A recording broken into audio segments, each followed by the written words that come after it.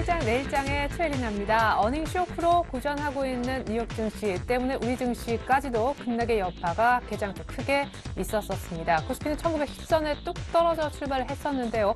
오히려 오후장 들면서 시간이 갈수록 빠르게 낙폭을 줄이면서 1940선 부근까지 낙폭을 거의 다 만회하는 모습이 나왔습니다. 스페인 지방선거에서 일단 집권당이 승리함으로써 오히려 구제금융 신청 가능성도 있겠다 싶었는지 외국인들의 선물을 그 어느 때보다 강력하게 매수해주는 모습도 있었습니다. 코스닥은 이미 장중에 형님보다 빠르게 상승 반전한 뒤 아주 여유롭게 종가를 맞는 모습이었는데요. 원달러 환율도 8일 만에 올랐다고 해요. 장 개장가보다는 조금 상승폭이 미미할 듯한데 코스피, 코스닥 그리고 주요 종목의 종가까지 먼저 듣고 오겠습니다. 시황센터로 가볼까요?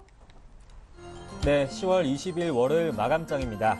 코스피는 1910선에서 하락하면서 출발했습니다. 하지만 장 초반부터 시작된 코스피 지수 하락은 오후로 갈수록 그 하락폭을 줄이면서 마감했습니다. 1941선에서 오늘 종가 마감했는데요. 개인의 매수가 집중되었지만 그 폭이 제한되었고 또 기관이 매도폭을 오후 갈수록 줄이면서 낙폭을 크게 줄였습니다. 기관과 외국인 1,000억 원 넘게 매도했지만 개인은 1,400억 원 넘게 사들이면서 지수 방어에 노력을 했고요. 기관은 449억 원 정도 매도했습니다. 네, 코스닥 지수도 한번 살펴보시겠습니다. 단기 급등에 따른 차익 실현 매물과 또 엔터주, 게임주에 잇따른 하락으로 큰 폭의 하락 보였던 코스닥은 오늘 상승 반전에 성공했습니다. 520선을 또 회복하면서 21선을 회복했는데요. 오늘 장 마감 지수는 523선입니다. 외국인의 순매수 전환에 힘입어서 오후 들어서 상승 반전에 성공했습니다. 외국인은 소폭 41억 원 정도 매수했고요. 기관도 이에 동참하면서 240억 원 정도 매수했습니다. 개인은 414억 원 정도 팔았지만 외국인과 기관의 매수세에 코스닥 지수는 상승했습니다. 오전에는 외국인이 팔자세 보이자 하락폭을 좀 키워가기도 했습니다. 원달러 환율 보시겠습니다. 연 저점으로 내려가던 원달러 환율이 8일 만에 상승 흐름 나타냈습니다. 오전장보다는 상승폭이 줄어들면서 마감했지만 한 90전 상승한 1,104원에서 오늘 거래 마쳤습니다.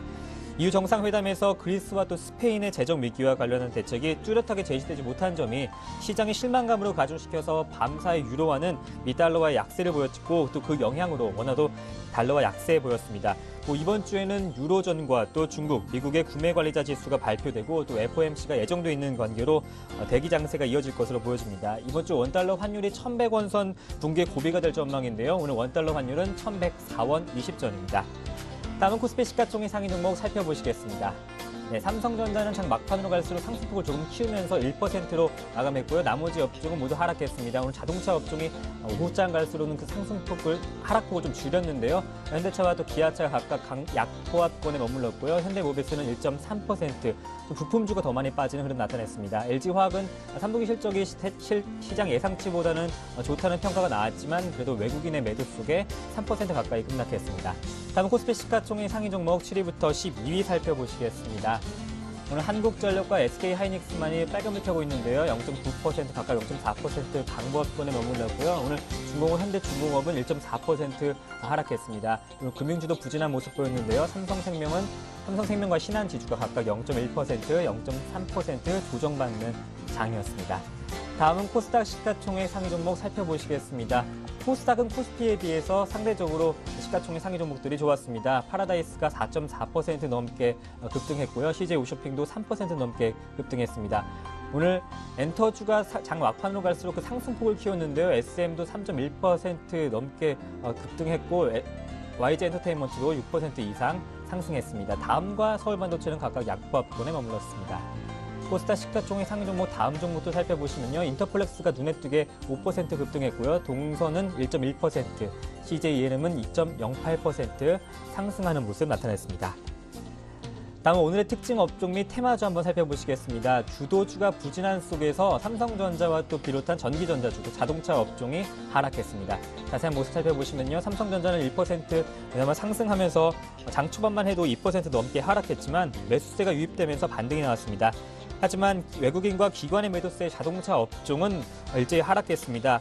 부품주에서는 만도는 외국인의 매수에 상승하긴 했지만 현대차, 기아차, 또 현대모비스는 각각 약보합권, 현대모비스는 1.3% 하락하는 모습 나타냈습니다.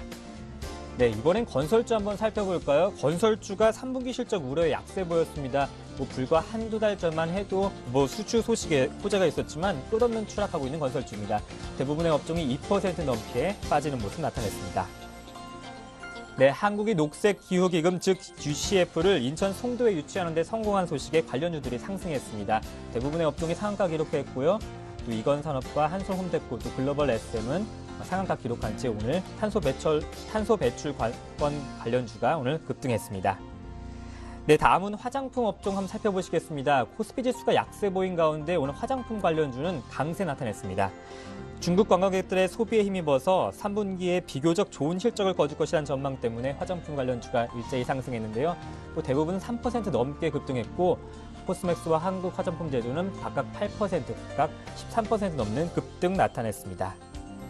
네, 이번엔 정치 테마주 한번 살펴보실까요? 급등락을 반복했던 정치 테마주였습니다. 오늘은 안철수 관련주가 반짝했습니다.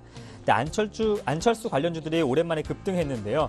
단일화 가능성에 대한 기대감과 또 문재인 후보와 단일화 설문조사에서도 문 후보를 큰 포인트로 차로 따돌리면서 오늘 상한가 기록한 종목들이 많습니다. 써니전자가 오랜만에 상한가 기록했고요. 또 솔고바이오와 또 우성사료, 안랩도 각각 5% 넘는 급등 나타냈습니다. 네, 이번엔 실적 관련주 한번 살펴보시겠습니다. 이번 주부터 본격적인 3분기 기업들의 실적 발표가 있을 텐데요. 실적에 관련 종목들 한번 살펴보시겠습니다. 먼저 LG화학입니다. 석유화학 업황이 침체된 가운데 LG화학의 3분기 실적은 하락했지만 비교적 양호했다는 평가가 있었습니다. 하지만 전년 대비 감소한 실적 실망감으로 하락 움직임 나타내면서 오늘 2.8% 하락한 32만 3천 원에 거래 마쳤습니다. 이번에 금융주 한번 살펴보실까요? 하나금융주의 경우에는 2분기 대비 16%, 지난해 3분기 대비 14% 증가한 순이익 발표했습니다. 또 외환은행은 올해 3분기 순이익이 지난해 대비 7% 증가했지만 직전 분기인 2분기 대비 20% 감소하면서 오늘 1.3% 하락한 7,900원의 외환은행 종가 나타냈습니다. 네, 지금까지 시황센터였습니다.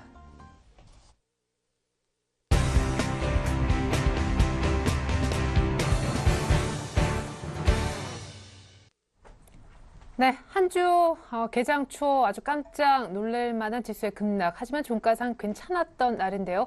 이번 주 어떤 흐름이 예상되는지 우리 주요 증권사 리서치센터 센터장님과 얘기를 나눠보겠습니다. 오늘은요, 한화투자증권 우리 최석원 센터장님 연결해 보겠습니다. 센터장님 안녕하세요. 네, 안녕하십니까. 네, 이후 정상회담도 끝났지만 알맹이 없다 이런 평가도 있었고 미국 네. 기업들의 실적은 또 후반 들어서 금융주 이후엔 별로 분위기가 안 좋은 것 같습니다. 이번 주 네. 주목해야 될 일정, 변수 그리고 예상 밴드까지 먼저 좀 여쭐게요. 네, 어려운 한 주죠. 지금 이제 가장 중요한 거는 역시 실적 발표인 것 같습니다. 네. 시장의 관심이 그쪽에 다 몰려 있고요. 특히나 애플 실적 발표가 이제 전반적인 IT 산업하고 기대했던 모바일 쪽에 어떤 흐름이 이어질 수 있느냐에 대한 그런 어떤 판단 기준이 될 것 같은 주라고 볼 수 있고요. 네. 국내에서도 사실 대우건설부터 시작해서 기아차까지 아주 중요한 기업들의 실적 발표가 줄줄이 지금 대기하고 있는 상황입니다. 근데 사실 3분기 경제가 썩 좋지는 않은 상황이었기 때문에 그 기업들의 실적 발표가 계속적으로 시장에 좀 좋기보다는 좀 나쁜 쪽으로 영향을 미칠 가능성이 있는 한 주라고 생각을 하고 있고요. 코스피 밴드는 단기적으로는 사실 변동성이 좀 더 생길 수 있는데 하반기 전체적으로 보면 저희가 1890에서 2140 정도 좀 생각을 하고 있고 지금 그렇게 생각하면 바닥권 오늘 거의 근처까지 갔다 왔다고 생각할 수 있지만 또 이제 오늘 반등을 좀 했지만 여전히 좀 변동성이 높은 가운데에서 단기적으로는 그렇게 큰 상하방 모멘텀이 없는 상태에서 움직이지 않을까 생각하고 있습니다. 예, 그러면은 1900은 쉽게 안 깰 거다 이렇게 보시나 봐요. 깨져도 금방 올라올까요? 오늘 사실 1910선까지 밀렸다가 이렇게 크게 쭉 뽑아내는 거 보면은 단기적으로 1900 언저리가 좀 지지 라인이 있는 것 같다 하는 생각은 드는데요. 네. 역시 중요한 거는 밸류에이션이라고 생각을 하고 저희들은 기본적으로 1900 이하는 사실 좀 딥밸류에이션 구간이라고 보는 거죠. 그러니까 기업들의 이익이 하향 조정되고 있습니다만 이미 어느 정도 시장에 반영이 돼 있고 물론 발표 자체가 나쁘게 나오면 그게 일시적으로 심리적 충격까지 더해주지만 이익의 절대수를 보면은 밸류에이션상 지금이 상당히 비싼 국면이라든지 그렇게 볼 수 없고 오히려 좀 싼 국면이라고 생각을 하는 겁니다. 그래서 일시적인 어떤 모멘텀상의 충격들은 실적에서 있을지 몰라도 다시 이제 올라온다는 거죠. 밸류에이션 매력도를 생각을 하면. 그래서 하반기 전체적으로 보면 1900이 상당 정도 좀 단단한 바닥으로는 생각을 하고 있습니다. 단지 이제 위로 뻗는 게 문제겠죠. 그래서 그 뻗는 데 있어서의 모멘텀이 일단 실적 시즌이 좀 지나야 될 거고 다른 어떤 모멘텀들이 다시 생겨나야 될 거로 생각을 하고 있습니다. 예. 그러면 스페인 모멘텀이 생겨날 가능성은 얼마나 있습니까? 지방선거에서 집권당이 승리했다는데 문제는 금리가 아주 안정적이라면서요. 네네, 금리 많이 안정이 됐습니다. 근데 독일과 ECB를 비롯해서 유럽 전체적으로 어떤 이 문제는 이제 우리가 소위 좀 시간 끌기 또는 머들링 트루 이런 식의 표현을 쓰는데 좋고 나쁘고를 계속 반복하는 상황인 거죠. 지금은 분명히 좀 좋은 시기인 것만은 분명합니다. 근데 이제 문제는 항상 우리가 학습 효과로 반복이 됐듯이 좋은 시기가 되면 독일 같은 경우에 이제 조금 더 많은 것들을 요구하기 시작한다는 거죠. 결과적으로 이 과정을 통해서 독일이 헤게모니를 주려고 하고 어차피 돈을 내는 입장이기 때문에 국민들을 설득해야 되기 때문에 세 문제 분명히 이전보다는 상황이 한결 좋아진 것만은 사실인데 이 자체만으로는 계속적으로 어떤 그 증시의 모멘텀, 그러니까 상승 모멘텀을 작동하기는 좀 어렵다 이렇게 생각하고 있습니다. 예, 스페인은 이미 마음을 좀 그렇게 큰 기대에 걸면 안 될 것 같습니다. 그렇다면 수요일 날 있을 FOMC 회의 결과는 어떨까요? 지난달에 너무 많은 얘기를 해버려가지고. 네. 예. 사실 뭐 지금으로서는 나올 얘기들이 별로 없어진 상황이죠. 그렇죠. 예. 특히나 대선이 굉장히 임박해 있는 상황이기 때문에 저희들이 통화 정책에 있어서 급격한 변화 자체를 좀 예상하기 좀 어려운 국면이라고 볼 수 있습니다. 특히 뭐 이번 달 ECB 통화 정책에 이미 보셨다시피 사실은 그 어떤 정책적으로 지금 큰 액션을 취할 만큼 새로운 뭔가 이슈나 이벤트들이 있는 건 아니라고 봐야 되겠죠. 예, 알겠습니다. 또 뭐 대선도 코앞인데 버냉키가 크게 또 움직일 만한 운신의 폭도 있는 것 같지는 않네요. 자, 그리고 26일 날 나온다고 들었습니다. 미국의 3분기 GDP 결과값은 2분기 때보다는 좀 나을 거라고 하는데 어쨌든 그 결과가 시장의 상승 모멘텀이 되어줄 건가? 사실은 이 부분이 가장 궁금한데 결과치가 어느 정도인가요? 네, 사실 그 정도 이제 기대를 기는 좀 어려운. 그러니까 이번에 3분기 글로벌 경제 지표들 다 보셨겠지만 사실 네. 9월 달에 조금 회복은 되고 미국 같은 경우에 주택 시장이 아주 미미하게 회복이 되는 모습이 나타나지만 사실 성장률 자체로 보면 한 1.8% 정도 이 정도 생각하고 있습니다. 예. 2분기에 이어서 수치 자체가 그렇게 좋은 수준은 아니고요. 네. 단지 이것도 이제 크게 영향을 미치지 못할 거로 보는 게 사실은 성장률이 그렇기 때문에 QE3 한다. 예. 그리고 QE3의 결과가 결국은 중요한 거다. 이제 이런 식의 모멘텀이나 이런 쪽의 기대들을 많이 걸고 있어서 네. 미국과 관련해서 GDP 발표도 시장에 크게 영향을 미치지 못할 것 같아요. 예. 자, 앞서서 스페인은 시간 걸리는 이슈다 얘기하셨었고, FOMC 회의에서도 별다른 얘기가 없을 거다. 좀 전에 이제 미국의 GDP 역시도, 그러니까 별거 없을 것처럼 이렇게 얘기를 해주셨는데, 네네. 아까 가장 중요하다고 얘기하신 실적, 특별히 애플의 실적의 발표가 이번에 예정이 돼 있지 않습니까? 다들 네네. 안 좋을 거라고 하더라고요. 그러면 저희도 네. 또 타격을 입게 되는지. 예, 그리고 사실 저희가 지금 아까도 말씀드렸다시피 단기적으로 하반기 전체로 놓고 보면은 뭐 주가가 지금보다 한 10% 올라간 수준까지를 네. 이 상단으로 보고 있지만 여전히 말씀드리기를 좀 단기적으로는 아래 위로 흔들림이 많은 이제 그런 어떤 그 변동성 장세가 될 수 있다라고 본 게 결국 이제 실적 때문이고 네. 실적 쪽에서 썩 그렇게 좋지는 않을 거라고 생각을 하고 있습니다. 물론 미국의 전체 실적 발표치의 서프라이즈 비율은 양호하게 나오고 있습니다. 그러니까 실적이 우리나라와는 달리 생각보다는 낮게 좋아지는 이런 어떤 것들이 나오고 있죠. 하지만 실적 성장률 자체는 이제 마이너스고요.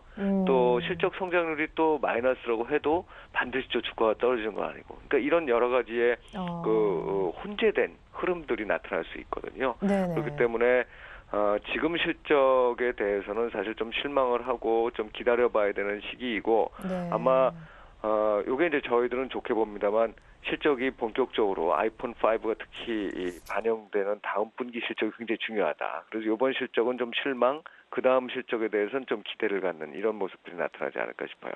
예, 그렇군요. 자, 그러면은 관심 업종에 여전히 IT를 포함시킬 수 있을런지 이렇게 미국의 굵직한 IT 기업들의 실망, 심지어 인텔 같은 경우에는 물론 모바일 쪽은 아닙니다만 4분기 실적 전망까지 어둡게 하니까요. 네.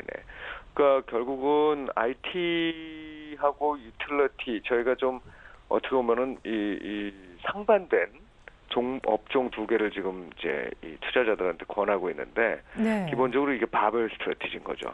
말하자면 경기 민감한 쪽에 반응을 하는 사람들, 그러니까 경기 민감한 쪽에 말하자면 경기가 좋아질 쪽에 베팅을 하는 쪽과 그 다음에 아니다 이건 뭐 실적도 실적이지만 장기적으로 저성장이 장기화되고 뭐 이렇게 부정적인 시각을 갖는 쪽이 지금 아주 팽팽하게 대립되어 있는 상황이란 말이에요. 네. 그러니까 결과적으로 그게 해소되는 방향이 궁극적으로는 저희는 뭐 좋은 방향으로 될 거로 봅니다만 네. 아직 지금 10월 중에는 그게 양쪽이 왔다 갔다 하면서 영향을 받을 거라고 봐요. 그래서 오히려 그런 집중 현상, 예를 들면 그 중간에 있는 산업재나 소재 뭐 이런 것들은 별로 움직임이 없는 상태에서 네. 조금 좋아질 것 같으면 경기 민감한 IT 쪽에, 조금 나빠질 것 같으면 좀 방어적인 유틸리티 쪽에 이런 식의 움직임을 보일 가능성이 높다고 봐요. 그래서 지금은 딱 그런 시기쯤에 와 있고 양쪽에 좀 바벨 스트래티지를 가져가는 게 낫지 않을까 생각하고 있죠.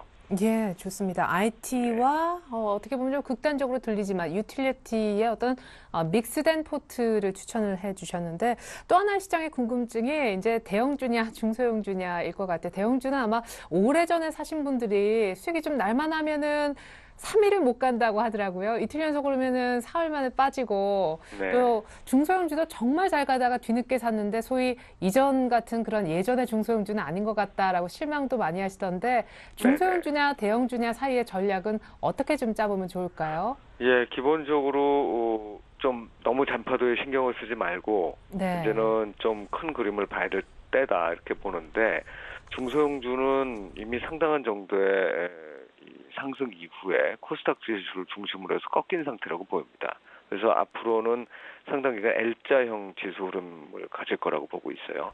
또 이 과정에서 사실 오르는 과정에서 가격하고 신용거래 관련된 부담이 많이 이제 올라가 있는 상황입니다. 네. 그래서 V자형으로 살아나기는 어려운 상황이고 그렇기 때문에 그보다는 이제 비즈니스 사이클 민감도를 보면서 그쪽에 맞춰줘야 되는데 그건 결국 우리가 보듯이 경기 민감 대형주 쪽이라는 거죠.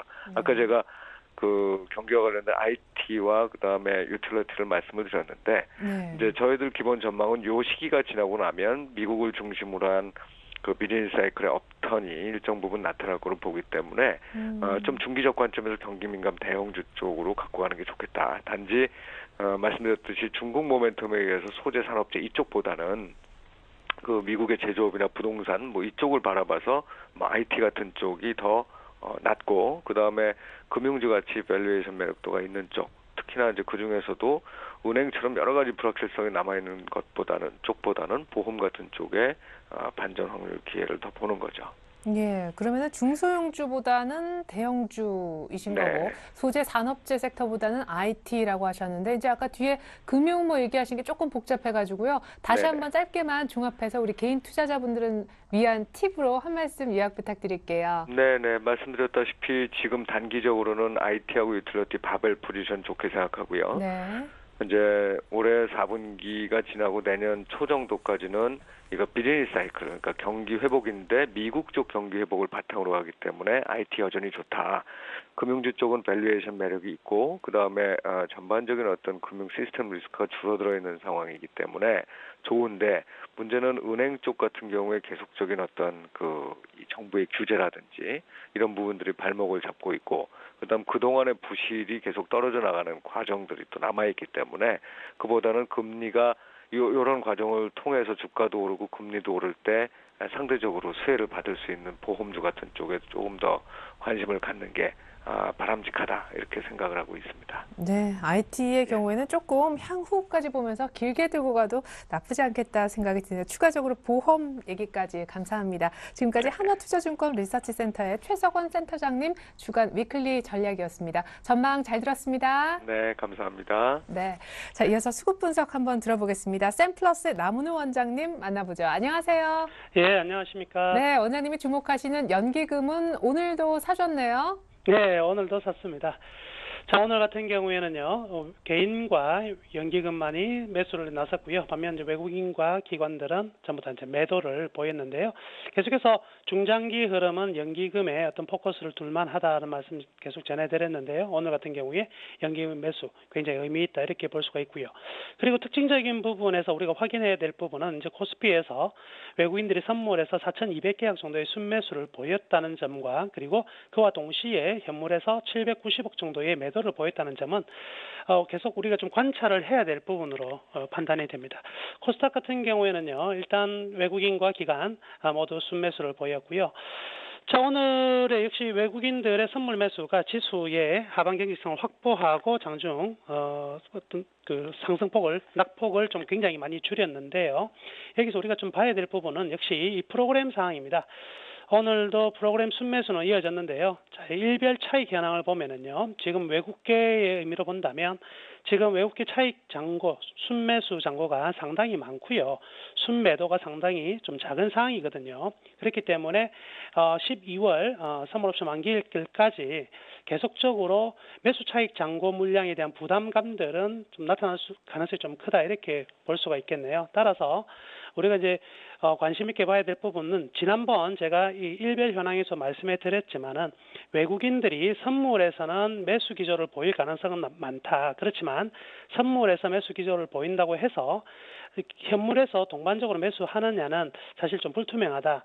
시장이 어떤 상승의 어떤 트렌드를 만들어갈 수 있는 모멘텀이 있다면 현물까지 동시다발적으로 매수를 하겠지만 현재는 불확실성이 다시 좀 커지고 있는 부분이기 때문에 선물에서는 그간 매도 부분이 상당히 많았던 데에 대한 환매수가 이루어지는 부분이고요. 반면 현물에서는 계속적으로 매도 물량이 좀 더 많이 나타날 가능성이 크다. 결국 차익 잔고 물량이 매수 차익 잔고 물량이 부담이 되어서 주식 측면으로는 좀 압박을 당할 가능성이 좀 크다 이렇게 볼 수가 있겠네요. 자, 오늘 업종별 흐름을 보면은 역시 극명한 기관과 외국인들의 어떤 흐름들이 나타났었는데요. 특히 화학업종 같은 경우에는요, 연기금 또한 동반적으로 매도를 했고요. 그래서 기관에 아주 많은 매도가 외국인들은 매수를 나섰지만은 상당 부분 좀 크게 나타난 흐름입니다. 전기전자 업종에서는요, 일단 그 연기금과 그리고 외국인들의 매수 좀 상당히 좀 많이 이어진 부분이고요. 그래서 전기전자 업종 같은 경우에는 장 초반 상당히 좀 낙폭이 컸었지만은 낙폭을 상당히 좀 많이 줄인 흐름들을 보였습니다. 기타 운송장비 같은 경우에는요, 연기금을 제외한 외국인 기관 모두 순매도를 나섰고요. 전기가스업 같은 경우에는 기관들의 순매수, 특히 연기금의 순매수가 좀 강해서 일단 외국인들의 순매도 부분을 상쇄를 한 하루였다고 보여집니다. 이렇게 수급 분석은 이 정도로 마무리 지으면 될 것 같습니다. 때문인지 한국가스공사가 오늘 3% 또 쑥 올라왔네요.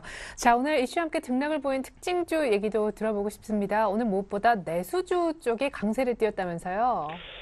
예, 아무래도 시장이 굉장히 좀 불확실성이 큰 상황에서의 레버리지가 큰 종목들보다는 좀 경기 방어적 측면으로 많이 접근이 된 것 같습니다. 그러다 보니까 필수 소비재 그리고 내수주 위주로 상당히 좀 매기가 많이 붙었었고요.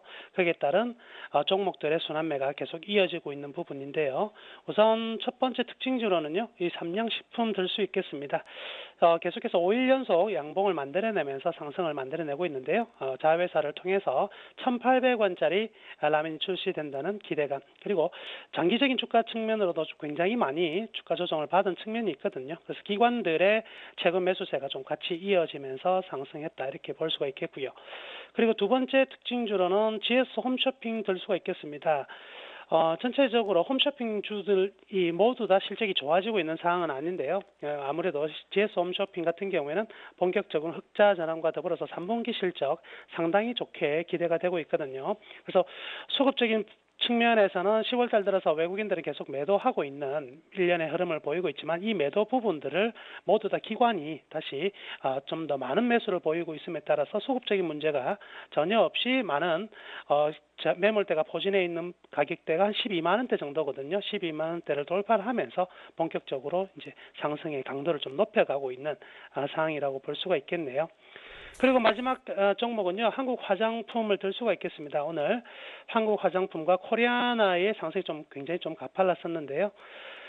코리아나나 한국 화장품 같은 경우에는 2000년 초반에 굉장히 좀 유명했던 화장품 업체라고 볼 수가 있겠죠. 그 이후에 저가 화장품들이 굉장히 좀 많이 나오면서 그들의 어떤 그 전략이 성공을 했었고요.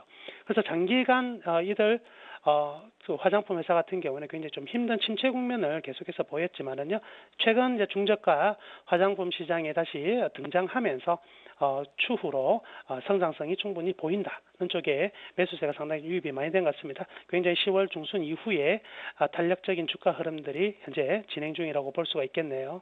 예, 감사합니다. 자, 이렇게 해서 오늘 특징주 3개까지 공개 감사합니다. 우리 스탠플러스의 남은우 원장님의 수급 분석이 있었습니다. 잘 들었습니다. 네, 감사합니다.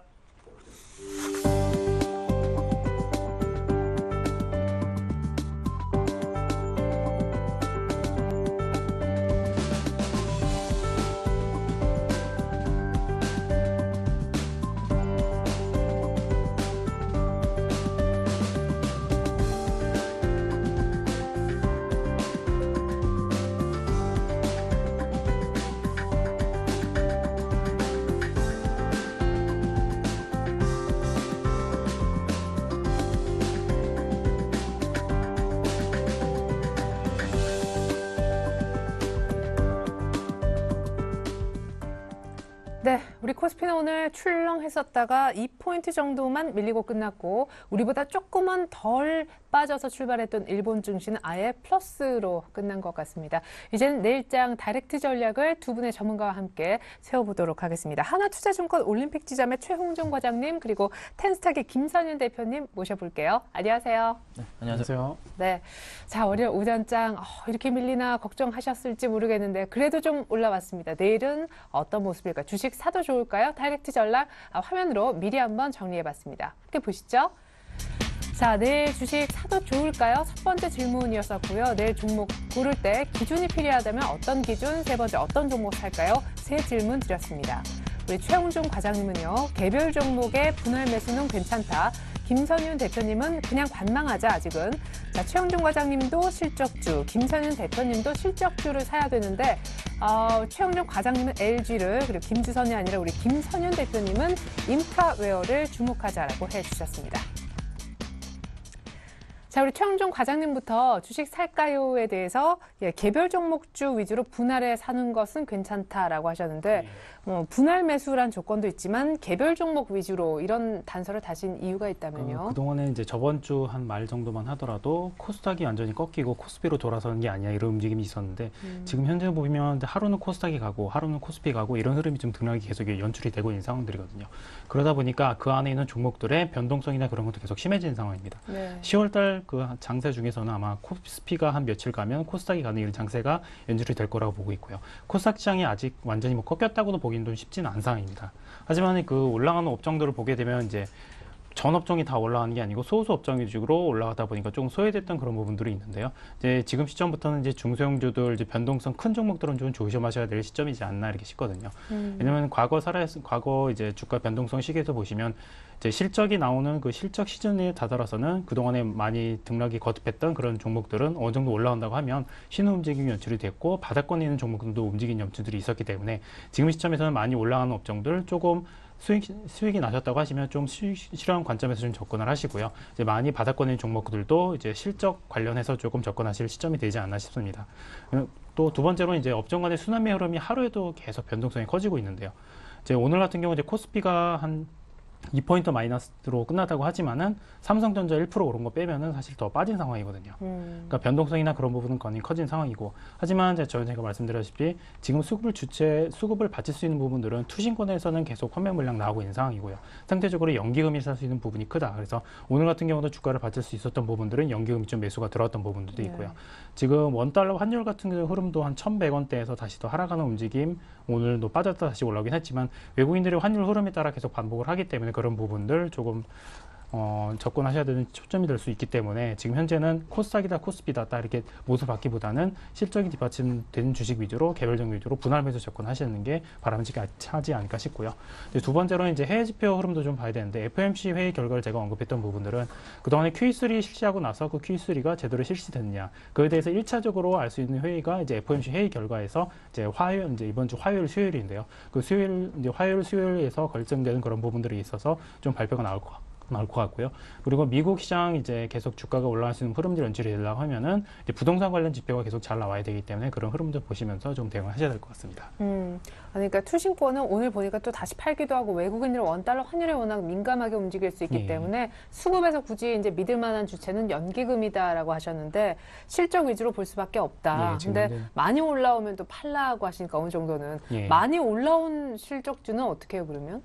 많이 올라온 실적들은 그 수급이 가장 중요하겠죠. 그러니까 수급 흐름에 따라서 수급이 밀릴 경우에는 과감하게 좀 정리를 하시고요. 네. 수급이 크게 밀리지 않으면 홀딩하시는 전략 갖고 하시면 될 것 같습니다. 네, 어차피 이제 어떤 종목 살 때 실적이 이제 반드시 기준이 되어야 된다라고 제시를 해주셨으니까 그 부분에 대해서는 저희가 조금 더 후에 자세하게 듣기로 하겠습니다. 김선윤 대표님 하지만 다른 의견이세요. 주식 살까요 내일? 이렇게 질문 드리니까 아직 사지 말라고 그냥 관망하라고. 그죠? 네, 이제 이렇게 말씀드렸는데 자, 일단 시장 상황부터 좀 보고 넘어가는 게 좋을 것 같아요. 일단은 시장 상황이 전반적으로 크게 봤을 때는 자, 스페인의 구제 금융이 이제 연기가 하나 있겠고 그다음에 기술주가 악재 부분이 일단 크게 잡을 수가 있겠습니다.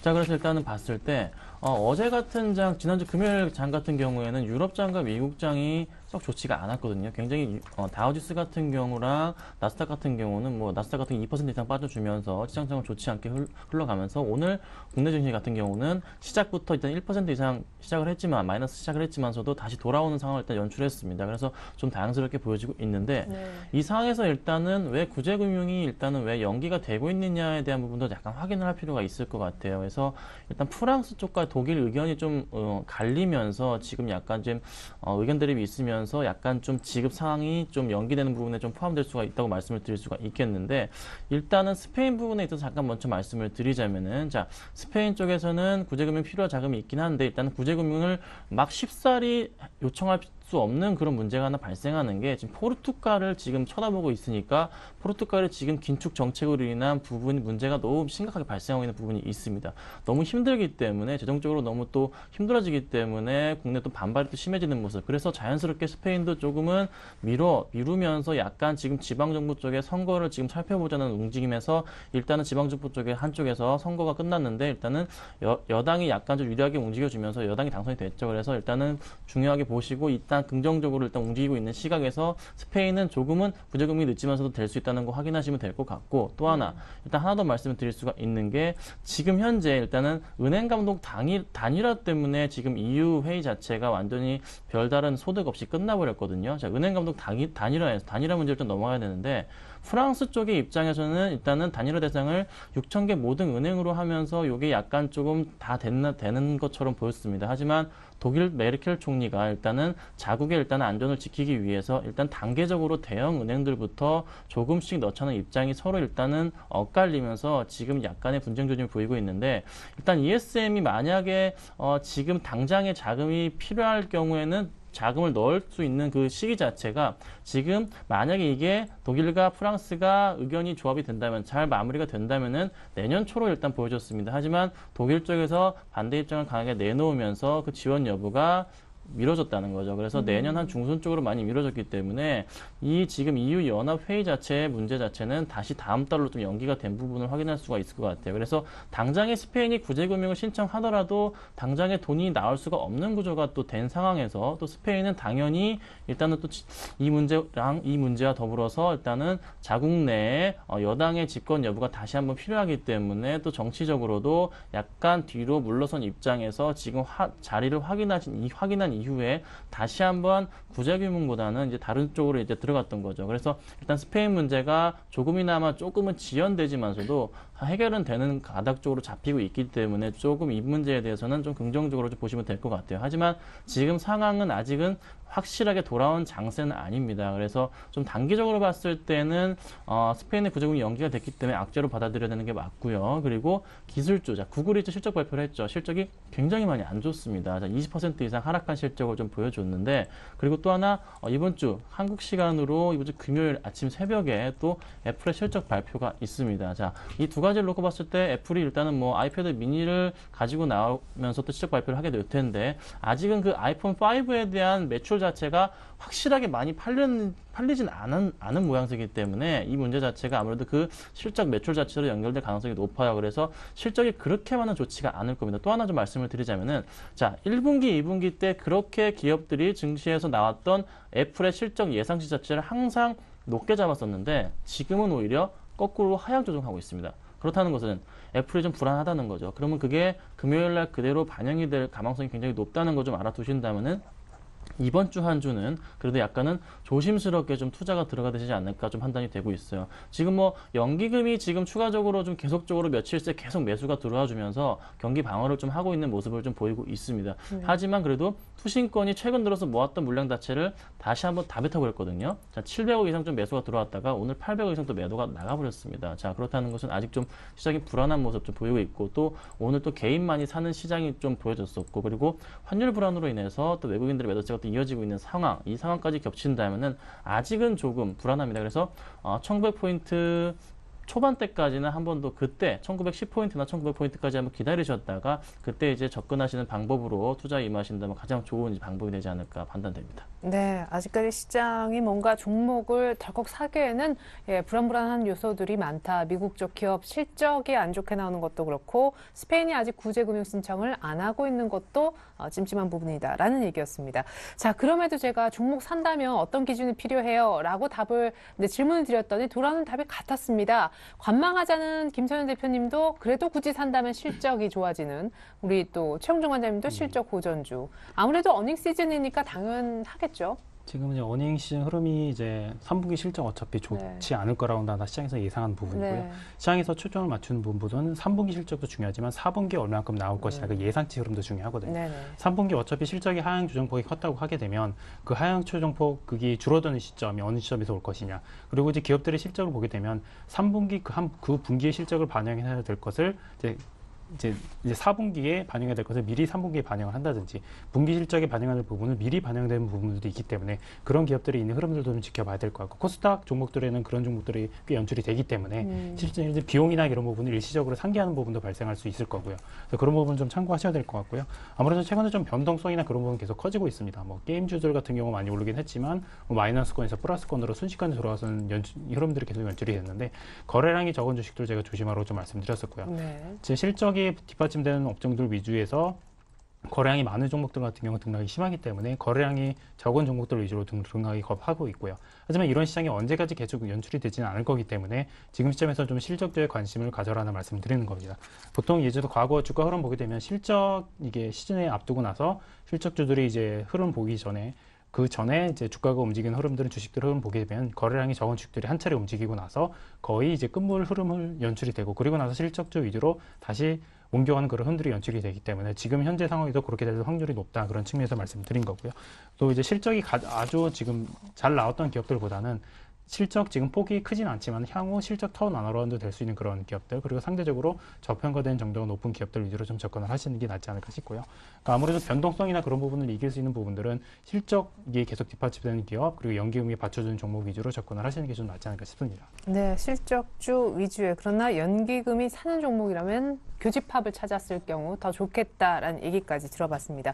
자, 김선인 대표님도 굳이 산다면 실적주라고 하셨는데, 저는 아까 시장 전체적으로 관망을 얘기하셨기 때문에 방어주를 얘기하시지 않을까 했는데 역시 네. 해답을 실적에서 찾고 계시네요. 네, 그래도 일단은 실적 시즌인 만큼 일단은 네. 실적주로 관심을 가지시는 게 맞는데, 이제 오늘 같은 장에서도 방어주들이 많이 좀 올라주긴 했습니다. 하지만 그래도 아직은 실적 발표가 있기 전이고, 다시 만약에 실적 발표가 있은 후에는 당연히 이런 상황이라면은 경기 방어주적 성격이 강한 종목들을 가는 게 맞는데, 지금은 오히려 실적 발표들을 아직 하기 전 상황인 상황에서 또 뭐 연기금 매수가 또 강하게 들어오는 모습을 봤을 때는 연기금이 아직은 그래도 실적주 중심으로 매수가 좀 들어오는 부분이 확인이 되고 있습니다. 그래서 실적주 중심으로 한 종목들로 좀 강하게 좀 매수가 좀 들어와야 되는 시기라고 좀 판단이 되고 있는데 지금 상황에서 일단은 전반적으로 봤을 때 스페인 부분과 일단은 뭐 그리스 부분에 있어서는 합의점을 찾아가는 모습이 좀 보이고 있는 상황에서 조금은 느리지만 그래도 조금은 해법이 나올 것이라 좀 기대치가 있습니다. 그리고 또 하나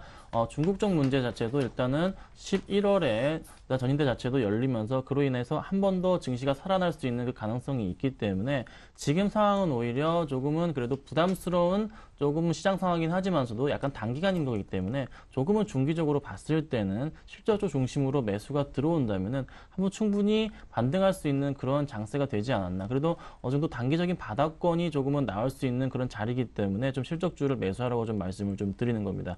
그래서 지금 봤을 때 코스피 상황이 오늘 같은 경우도 큰 폭의 이제 하락폭을 보여줬다가 다시 다 살아나면서 굉장히 긴 양대 양봉을 좀 보여주고 있는 이제 모습이거든요. 그래서 오늘 코스피 같은 경우 저가 부분이 마이너스 7%까지 1.7%까지 빠졌다가 다시 한번 주가 자체가 상승해 주면서 일단 마이너스 0.1%에 지금 멈춰줬습니다. 그래서 일단 다시 한번 선 자체로 얘기를 하자면은 그래도 60일선 위에 일단 안착을 시켜 놓으면서 지금 다시 한번 주가를 한번 끌어올리는 정확하게 일단 선을 하나 좀 잡히면 좋겠는데 선을 하나 그어드린다면은 코스피 지수 자체를 한 번 더 자리에 올려놓는 그런 이제 형국이 좀 마련됐기 때문에 조금은 좀 바닥권이라도 볼 수 있겠지만서도 한 번 더 제가 말씀드릴 수 있는 부분은 그래도 1900포인트 초반대까지 한번 노려볼 필요가 있지 않을까. 오늘 뭐 아침 같은 경우는 그런 가격대가 됐지만서도 한 번 더 오지 않을까 좀 판단은 되고 있습니다. 그래서 그 가격대를 노리시고 실적주 중심으로 좀 매수가 들어가야 될 것으로 판단이 되고 있고 추가적으로 또 만약에 또 외국인들의 매수세 자체가 지금은 좀 빠져나가고 있는 모습이 보이지만서도 조만간에 다시 한번 큰 폭으로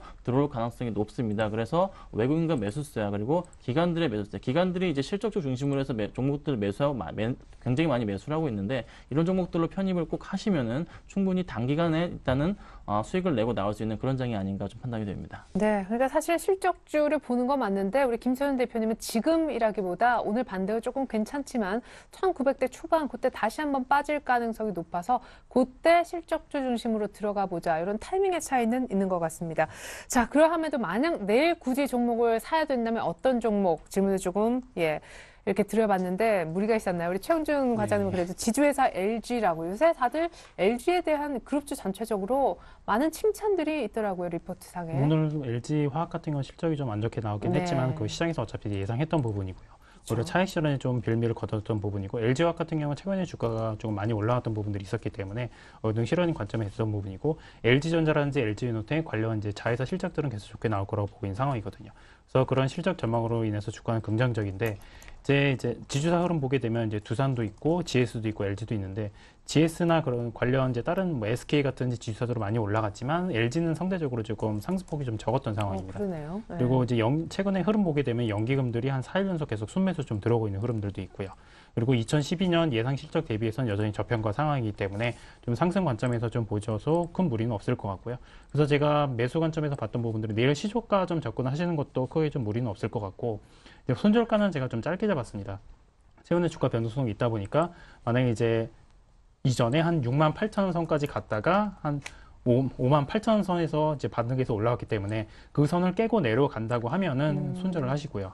하지만 그걸 지켜준다고 하면 조금 매수 관점에서 아직까지는 접근해서 큰 무리는 없을 것 같고요. 그래서 목표 주가는 한 7만 원 선 생각을 했는데 일단 단기적으로는 한 69,000원 선, 그 선까지 보셔도 큰 무리는 없을 것 같고요. 지금 시점에서 큰 이제 부담이 없는 주식 관점에서는 LG 좀 접근을 해보셔도 큰 무리는 없을 것 같습니다. 네, 저평가에다가 튼튼한 자회사 그리고 연기금도 관심을 갖는 지주회사 LG. 보니까 LG 전자보다도 조금 덜 올랐어요. 상승한다면 조금 더 기대가 되네요. 전 저점이 바로 선절 라인 그리고 전 고점이 목표가 정도다 보시면 좋겠습니다. 내일 당장 사도 되는 종목 LG에 이어서 우리 김선현 대표님은 어떤 종목을? 네, 제가 예전에 한번 가지고 나온 적이 있었던 종목입니다. 인프라웨어를 좀 가지고 나왔는데 일단은 인프라웨어가 하나 지금 걸려있는 부분이 디오텍 문제가 있습니다. 네. 디오텍 문제부터 말씀을 좀 드릴게요. 디오텍이 일단은 오늘이 마지막 날입니다. 오늘이 일단은 결정을 내려야 됩니다. 상장 폐지냐 아니냐 그 결정을 내려야 되는데 아무래도 상장 폐지가 아닌 쪽으로 지금 결론이 날 것으로 보이고 있기 때문에 주가가 이미 인프라웨어 주가가 그에 반응을 하고 있는 것으로 판단이 되고 있습니다. 네. 그래서 오늘 이제 디오텍이 만약에 이제 상장 폐지가 아니다, 내일부터 거래 재개가 될 경우에는 일단은 큰 폭의 상승이 좀 이어지는 부분이 있다고 좀 말씀을 드리겠고, 그리고 제가 실적 쪽 굉장히 말씀을 드렸는데, 일단 인프라웨어 실적 같은 경우 올해 사상 최대 실적 매출 420억 이상을 좀 달성할 것으로 보이고 있습니다. 다들 아실 겁니다. 일단은 폴라리스 오피스 부분에 있어서 LG 스마트폰에 전부 다 이제 기본 탑재가 되어 있고, 그리고 삼성 스마트폰에도 기본 탑재가 되어 있는 부분이 있기 때문에 그에 따른 매출이 좀 가파르게 상승하는 부분이 있고, 또 요즘 많이 화두가 되고 있는 지니톡 아실 거예요. 지니톡인데, 지니톡이 일단 디오텍에서 일단 기술 개발이 들어갔습니다. 그래서 디오텍에서 만들었는데, 디오텍이 인프라의 자회사이기 때문에 그 영향도 한 번 더 받지 않을까 좀 판단이 되고 있습니다.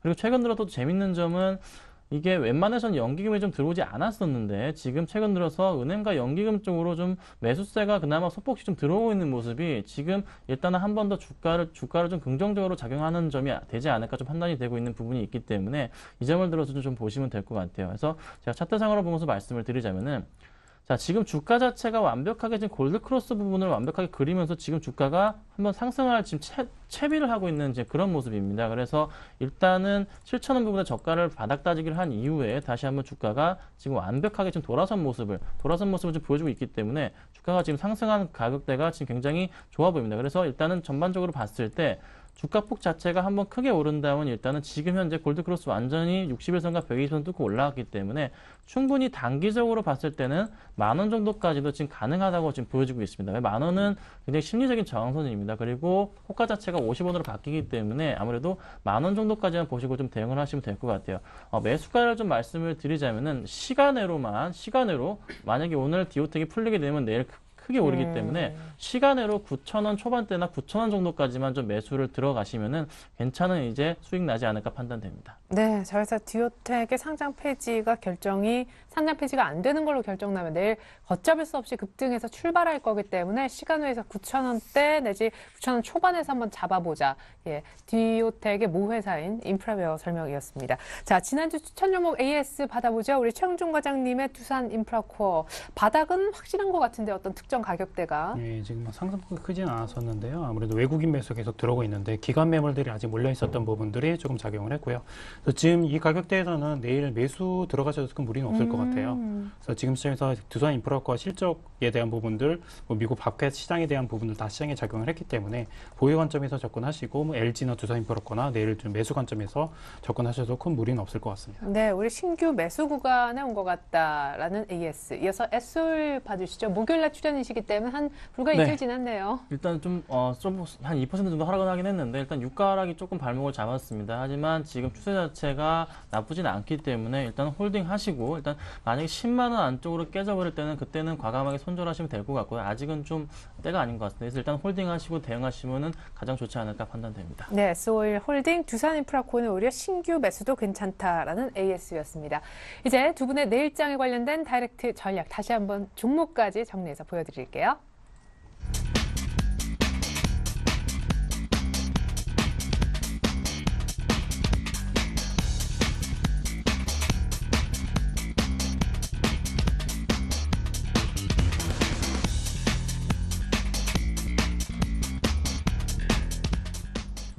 네, 이상 함께해 주셨던 김선우 대표님 그리고 최영종 과장님과는 인사 나누겠습니다. 말씀 잘 들었습니다. 감사합니다. 네, 이상으로 오늘장 내일장 2부 순서도 마무리 짓겠습니다. 저 내일 다시 올게요. 감사합니다.